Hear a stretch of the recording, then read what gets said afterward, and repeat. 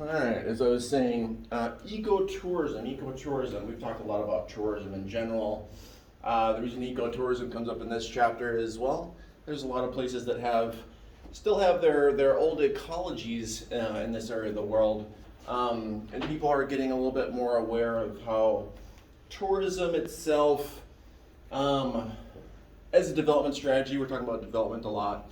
As a development strategy, tourism doesn't necessarily benefit locals that much, as much as like the big tourist industry, and also a lot of damage has been done to a lot of natural environments through time. So ecotourism has become the kind of in vogue thing, but realistically, there's no one who's like policing the term ecotourism. There's no one who kind of makes sure that it is what it says it is. So some places it's just like a marketing strategy. They'll throw that word out there. Other places are very serious about it. And I'll go through and give you some examples of a range of these types of things. As I said, I backtracked a little bit because I'm pretty sure I showed you guys Kuru here. This is the monkey sanctuary. I remember talking about this one.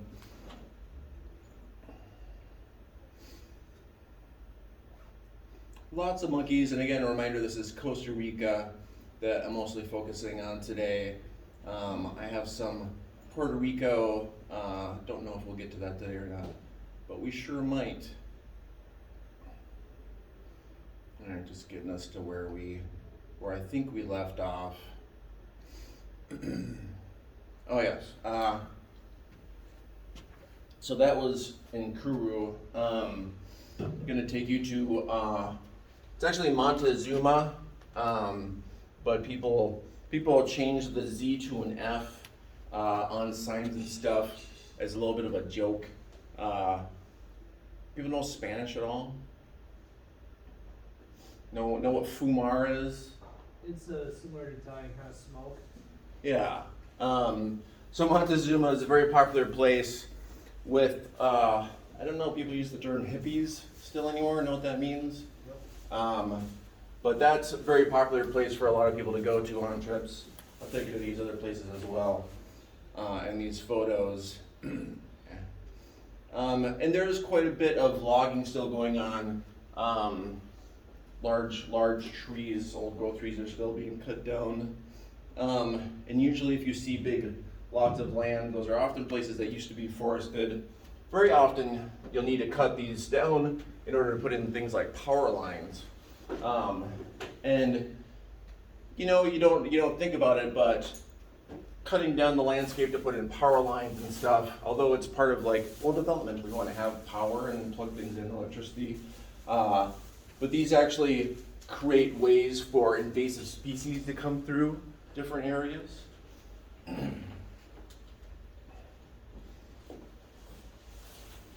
All right, this is Montezuma. As you can see, it's less resorty. A lot of people just stay on the beach. This is the place that I stayed at. A lot of people who go to this area are seeking kind of a low impact tourism.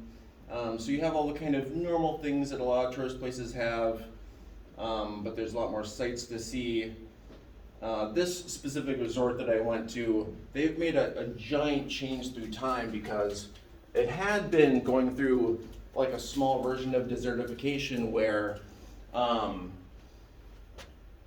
they would try to water, but when you water, a lot of it evaporates, and it was inconsistent amount of water that they would get, and so the place is really drying out.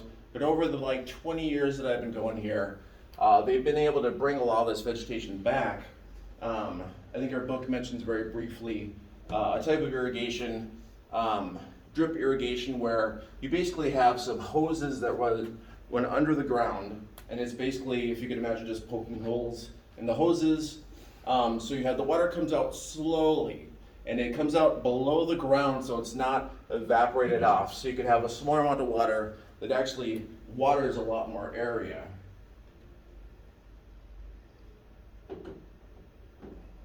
And this whole area had all been just sand and had been brought back And this is the place that sold itself to me as ecotourism, but it has, modern things. They have lights, they have solar panels on the roof, little refrigerator, a little bit of water.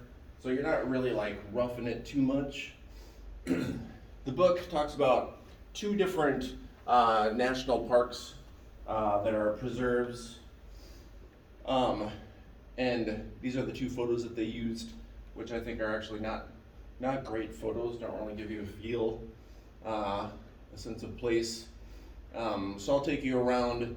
One other big thing that specifically in Costa Rica, in this area of Costa Rica, that they've been doing is a huge public information campaign, just to let people know, locals as well as tourists, that's why these things are in Spanish as well as in English, let people know something simple as you're walking around, make sure to not step on things that look like this, right? These are living things, these are things that are baby versions of things.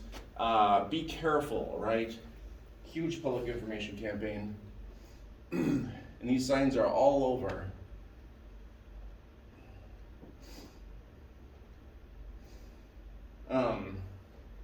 And when I've showed you different parts of the world, I've showed you kind of the lack of garbage pickup. This area has lots of those kind of normal services to kind of keep places clean.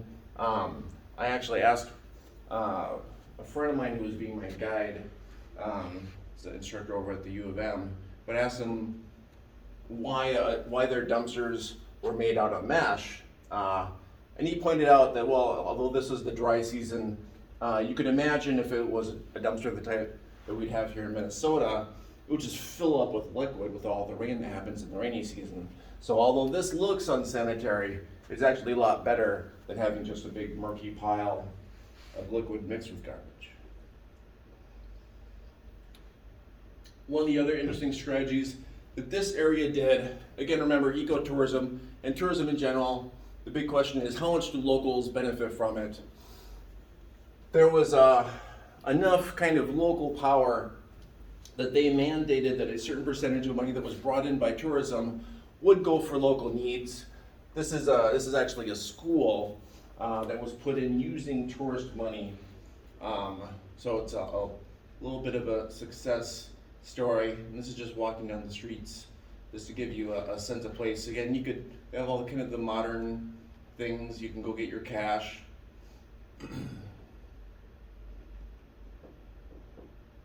They also, we've talked before about how if places want to protect their markets, they might put import fees on things coming in. Lots of different places will put fees on things that are like snacks and stuff because, well, you have local bakers and local people who could produce snacks and sell them to the tourists and locals, right? And so a lot of places, they'll just put a little surcharge, a little bit of extra amount of money on stuff that's shipped in, and then you could still buy it if you want to, but you may lean toward buying some locally produced stuff instead. It's a little visitor. Also, the whole area, again, is very tectonically active, although we kind of finished talking about the whole Ring of Fire area around the Pacific. This is the outer edge of that Ring of Fire.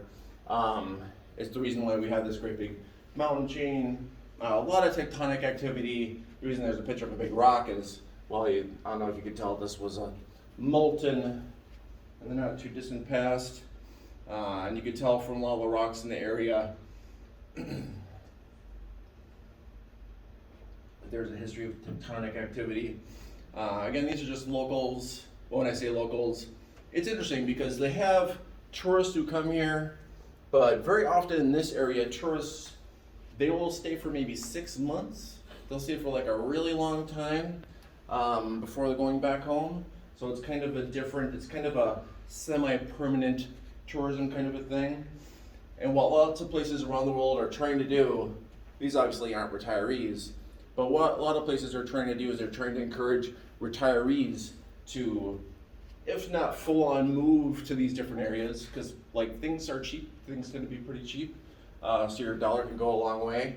But they're hoping that maybe they can at least get, what's the term, snowbirds, people who will come down for the cold winter months A lot of monkeys in the area. And they can actually surprisingly cause a lot of damage.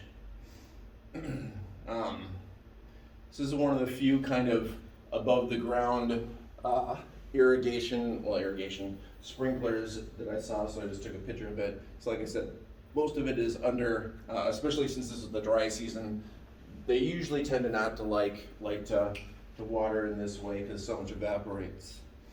So one of the things, if you go to a place that says it's ecotourism, you might not have hot water, right? You may have a shower that's outside, you'll get a little visitor maybe.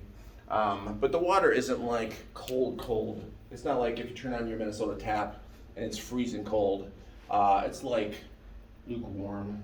Usually it's on a tank on the roof, so it warms up somewhat. Let's see, just some local businesses. I think I mentioned before that there had been not just a big effort to try to get people involved in keeping things clean and recycling, splitting up your stuff you're throwing away, but also to just try to have a general sense of picking up stuff that has been left by others. A lot of volunteer beach cleanups and things like that.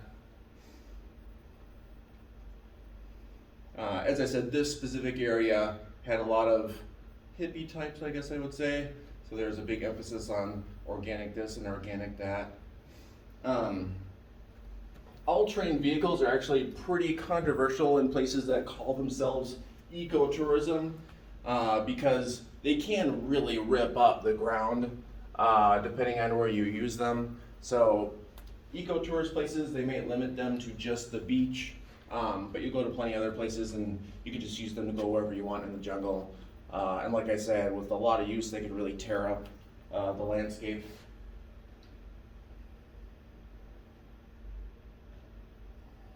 Is this Mexico? What's that? Is this Mexico? No, this is Costa Rica still. Yeah, this chapter talks a lot about Costa Rica, but in my opinion, their pictures are terrible. So that's why I kind of do extra with the pictures. And this is Costa Rica, like many years ago when I first started going, when it was, and this was Montezuma, a smaller town. Didn't have quite as much going on. So you can see it's different than how it is now. Let's see, next place you're going to, oh, sorry, these got a little out of order. Well, since this is here, we'll talk about population density maps. In general, this region, it has less population density than most other areas that we've looked at. That's one of the reasons why there's, in lots of different areas in this geography, there are places that can be preserves that have been less cut down.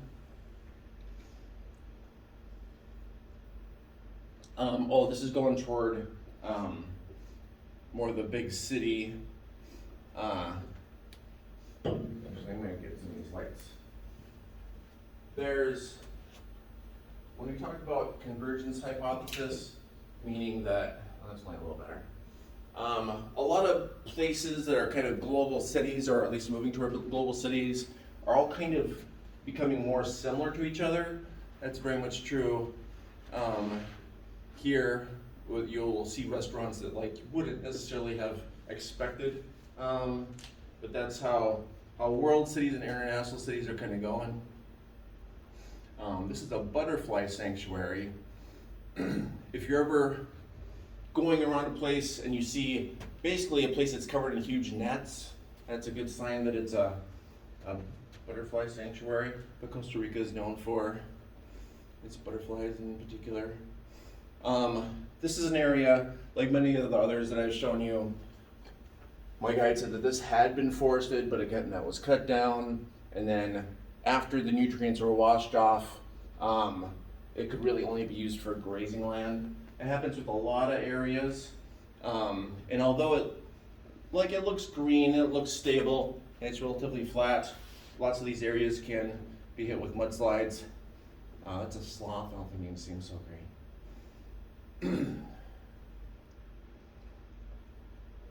All right, so I'm going to move you into the rainforest, going to move you into the jungle a little bit, show you kind of as you get further away from the city and go further kind of inland. As you can see, the water has a lot of sediment in it. And I'm also going to show you lots of examples about how the tree roots really do hold entire landscapes together. And thus, if you cut them down, you get a lot of landslides. This is a picture from our textbook showing you a very interesting way that, the trees create these natural barriers, and kind of in the same way that we make, with concrete next to bodies of water to kind of keep the land stable, because bodies of water tend to move through time. That's their natural evolution. But if humans want to have a set environment and to set up like agriculture or a city or something, well, you want that to be stable. And indigenous people had for a long time used the trees to do this. So it's not a coincidence that the trees are still in place to kind of hold the landscapes together in lots of different areas. Also a reminder, we've talked about slash and burn agriculture quite a bit.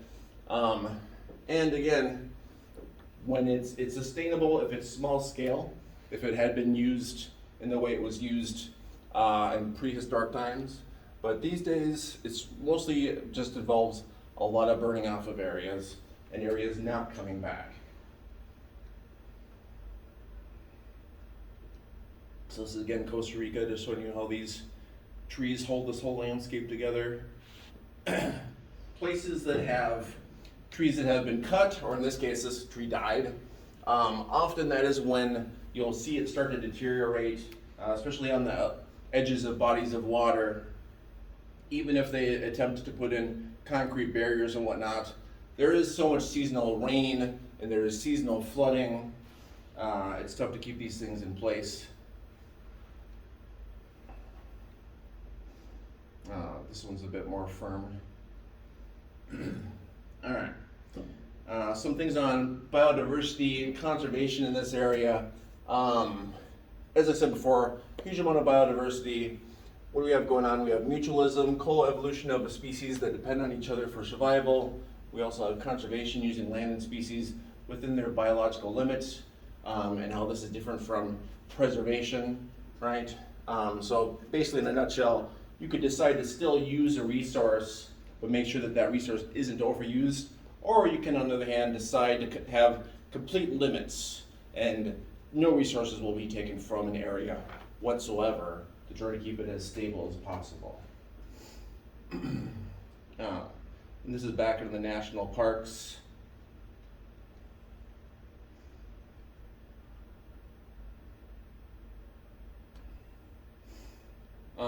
So I'm going to show you some examples of the trees, like I said, actually holding the landscapes together, right? And how they're woven, right?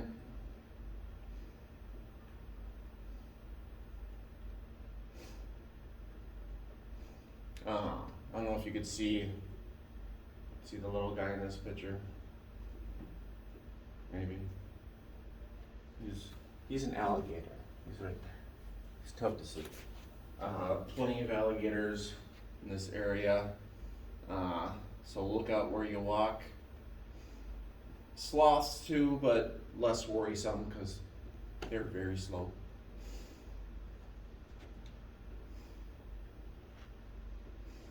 Again, like, just look at how the roots just like are completely holding the land together completely, right?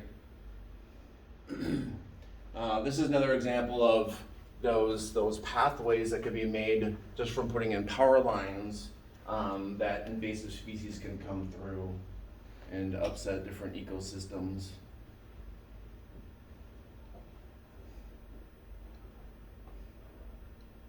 My hope is this is all making you really want to travel and go see these places. This was the dry season, so the water was at a low level. Usually if you see places that are on stilts, that's good evidence that that's a place that has a wet season where the water will be up quite a bit. Very smart to put your housing up. The other smart thing to do for housing in this area is if your home can float, and then whatever level the river's at, your house will just go up or down and won't flood. These are some examples of that. Again, we're going like upriver and kind of into the interior of the country a bit.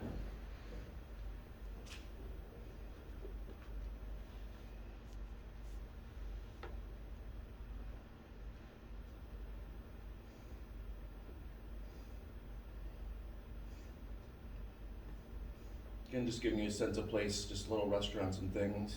This is more in the rural areas. Thatch roofs, worldwide, very cheap and easy way to make a roof. Just take some leaves and you kind of basically shove them together. And a thatched roof can last 5 to 10 years before you have to replace it. And it could be, you know, perfectly fine restaurant under a thatched roof. It's more of that cloud forest I talked to you about before. Another alligator there. These are a little blurry. Lots of giant spider webs and lots of big spiders in this area of the world. If you're ever walking out in the jungle late at night, and if you want to see where the spiders are, you might not want to see where the spiders are. But you know, you have your flashlight and you look around and you like might not necessarily see anything. You got to hold the flashlight up to your head, up by your eyes, because then the beam of light will reflect off of a spider's eyes, and then you'll see little shiny. And so if you hold the flashlight like up to your head, if you're out in the jungle and look around, you'll quite possibly see thousands of little eyes all of a sudden looking at you. So maybe you don't want to see that necessarily. Well, this is back in the city again, and just examples of how, you know, big cities around the world are becoming more similar than dissimilar. So you'll have kind of all the same stuff that you'll have in any other city. You'll have malls and people just kind of doing regular things. A lot of construction going on in Costa Rica. I would say within the region, especially Central America, it has one of the better economies. Not just tourism, but a lot of local resources. Costa Rica is one of the few countries that has the benefit of not having to have a military. So if you can imagine how much that would save your government's budget. They have a larger than normal police force that could be used if there is an incursion from another country, but Costa Rica doesn't really have to worry about its borders a lot. So it saves a lot of money not having an army.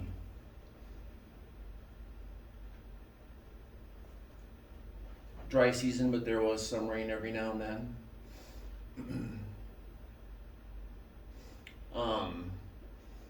A lot of the places that would say that they're ecotourism didn't do much besides just like putting up little signs. Didn't feel a lot of real ecotouristy. And if you see a little hog like this guy, they're very friendly. They'll probably want you to pet them, so don't be afraid to pet them.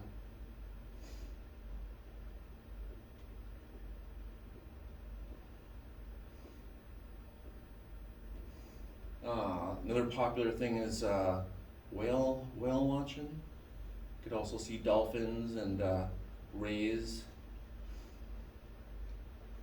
This is a little example. There's some pictures in the book that showed what the little landslides look like here and there. Usually, the fresher they are, the redder that the ground is where they have fallen away. But again, that's because there's these large areas of land that had been forested. Those roots and everything that was holding the landscapes together are gone. So you'll have these, sometimes they're very little landslides and earth movements, but they could be quite large as well. This was, it was just interesting. I drove by it. It was a golf course that had said it was ecotourism, but there was nothing ecological about it. Had some pretty birds, but that was about it as far as I could see.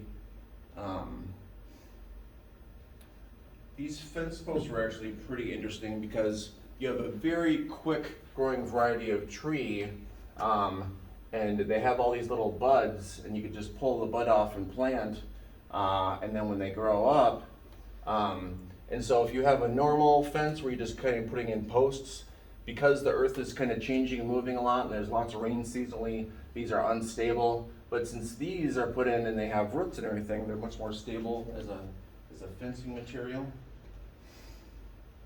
Again, like I said, just all the kind of things that you would find in normal stores and stuff, mixed with local stuff. So you're not really roughing it too much. This was just another area. I was told that had been all trees that were like this in this area, but now that was the last remaining of the old growth trees.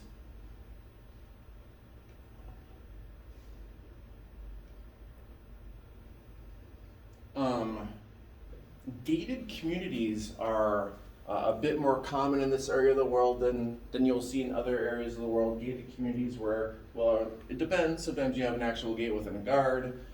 Sometimes they're just made so that they're not really accessible unless you live in a place and know where you're going. A lot of elaborate fencing and whatnot. Just a little airport and plane that I took. Not the hugest plane. And again, looking at the city, you could see, well, in the architecture, you could see the residues of the colonial legacy. This is the resort.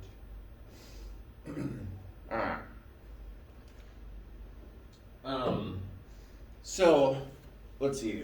Another section that this chapter talked about was the difficulty in actually deciding where a region is or isn't. And so in this example, well, as I'm sure many of you know, large parts of the United States used to belong to different countries. These areas were original colonies of Spain and were part of Mexico. And then when the border changed, much of the population did not move with it. So we have people of Mexican or Hispanic heritage or indigenous heritage who lived in this region historically, and then when the border shifted, they continued living there. So there's this weird mindset of that people are newer immigrants or something, when there are populations who have been within the United States as long as the United States has been in existence.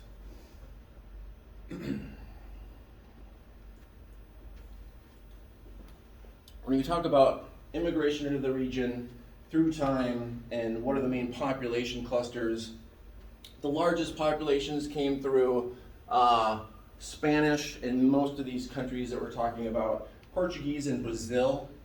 But that's when we talk about Iberia, the Iberian Peninsula, when we talk about Iberians. Iberia is just that landmass that includes Spain and Portugal. So that's what that basically means. And through time, there's been a large amount of immigration of many different countries, but that original kind of colonial heritage of religion and language and whatnot is still kind of the predominant thing that these populations then kind of assimilate into when they move.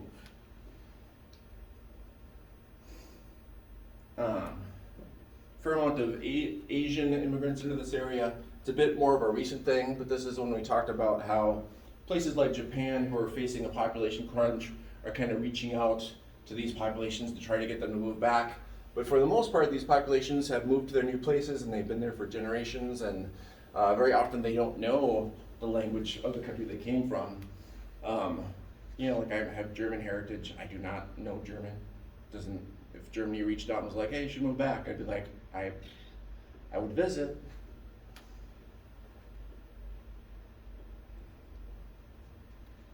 Why is this area called Latin America?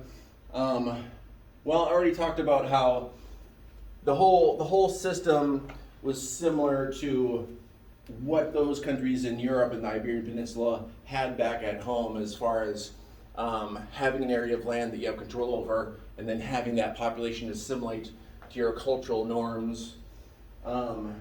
When this area was up for contention about which country of the Iberian Peninsula, Spain or Portugal, was going to have which part, Spain actually had a lot more power at the time and had a lot more influence. This was a decision of the popes.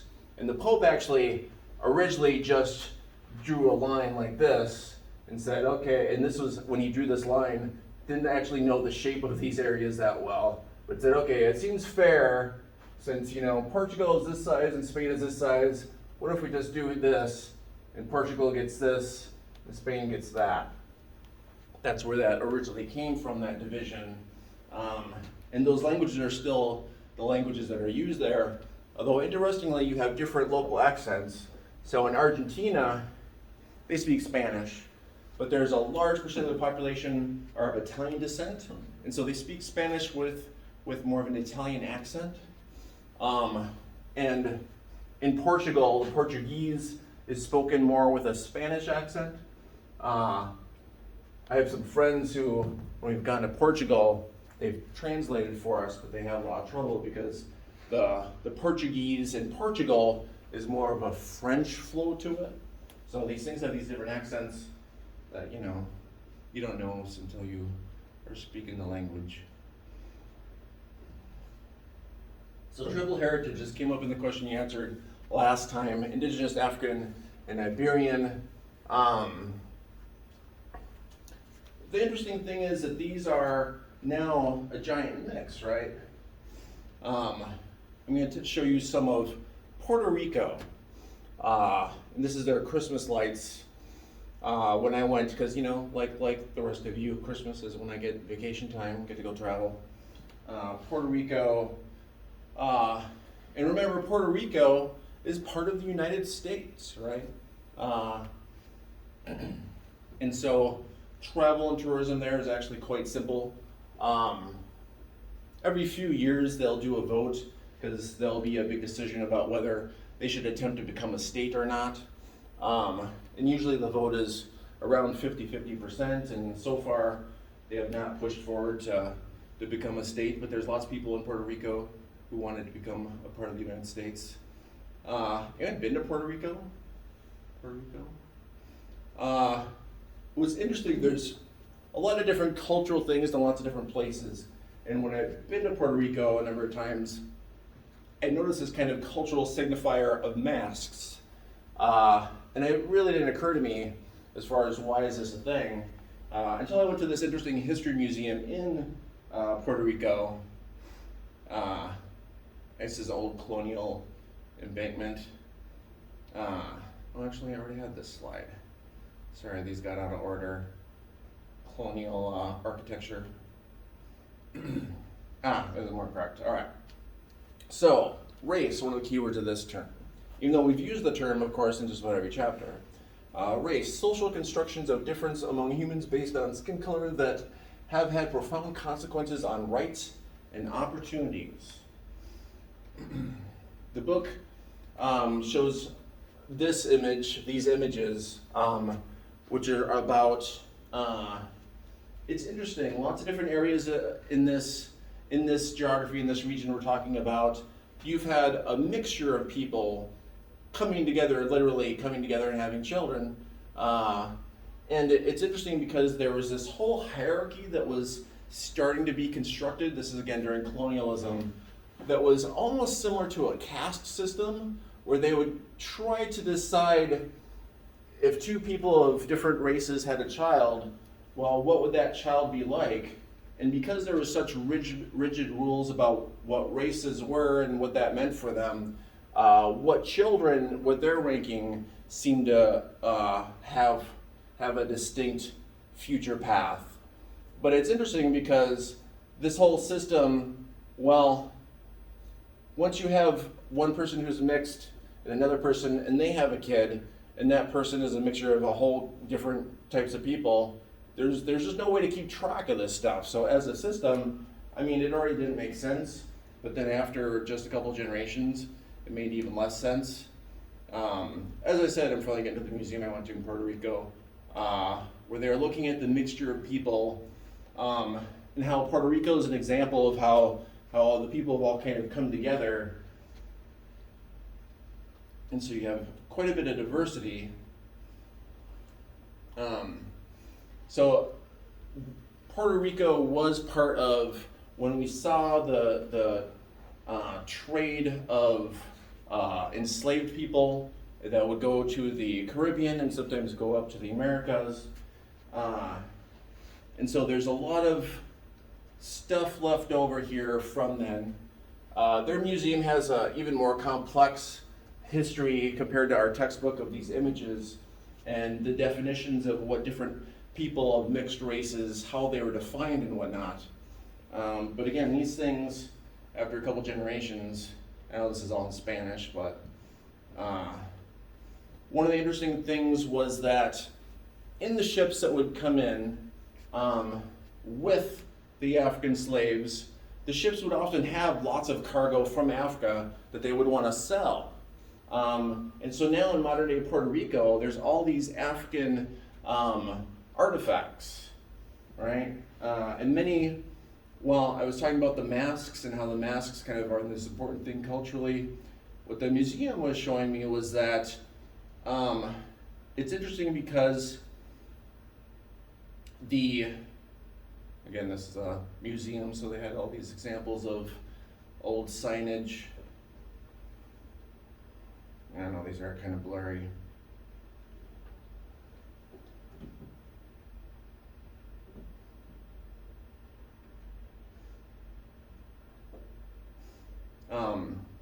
Back to the masks. So many of the things that were here that were brought from Africa were different types of masks, and these masks had a specific cultural significance. And interestingly, the indigenous population in Puerto Rico also had a strong kind of mask cultural thing. And so these things came together when the populations came together.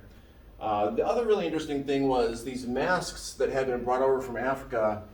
Well, you're able to analyze, the DNA and find out what kind of tree in what region of Africa. And they also were able to look at things like hairstylings and be able to trace back. Because right now in Puerto Rico, the population is so mixed. People, if they do their DNA heritage, they have all kinds of heritage, right? And a lot of the records weren't kept super great during this period of time of where people were from, where people were going. But looking at the masks and things that were brought in from Africa were a real good way to kind of trace that stuff back, including specific hair implements and hairstylings that went to very specific groups in very specific areas.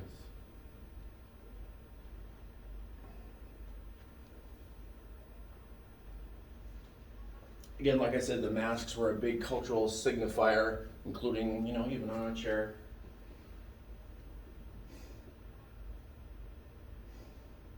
And again, they were able to trace back where these different things came from. Unfortunately, museums often just have really bad lighting, so it makes for difficult picture taking. And so this is how they're able to trace back, like I said, where specific populations came from. By the detective work of, and also different things. Some things were made out of ivory, and they were able to figure out where exactly that ivory came from, as well as the wood from specific types of trees.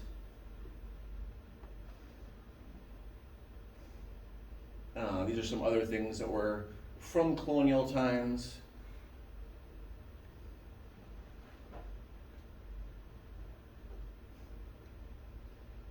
Musical instrument. Oh yeah, I already told you the spider story. What's the most dangerous spider for the record? Or is that not, is that kind of a stupid question? What the most dangerous spider is? In Central and South America. I could not tell you the name of the most dangerous spider, but I actually think that they might be more deadly in Australia. I'm not surprised. Yeah, there's a book, I think it's called something like Everything in Australia Can Kill Ya. Yeah, and it talks about all the deadly things in Australia. This is an old colonial fort that is now just a tourist destination. These are little areas where if there's cannon fire coming in, you go down here under here and hide so you don't get hit by debris and whatnot. But the cannons are still in place. Old cannonball storage. Alright, I think I've talked to you guys about as much as I should. So, I'm gonna have you work on a couple questions. We do have a smaller group today, so maybe I'll have you self-assemble. Let's see here, let me make sure that's a feasible thing. Yeah. What we got? 1, 2, 3, 4, 5, 6, 7, 8, 9, 10, 11, 12, 13, 14. All right, in groups of 7-ish, so big groups, so you get a lot of help today. Questions number 5, 6, and 7. 5, 6, and 7 on page 431.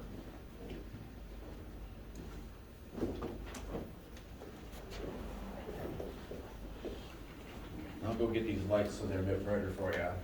But self-assemble. Be pretty big groups.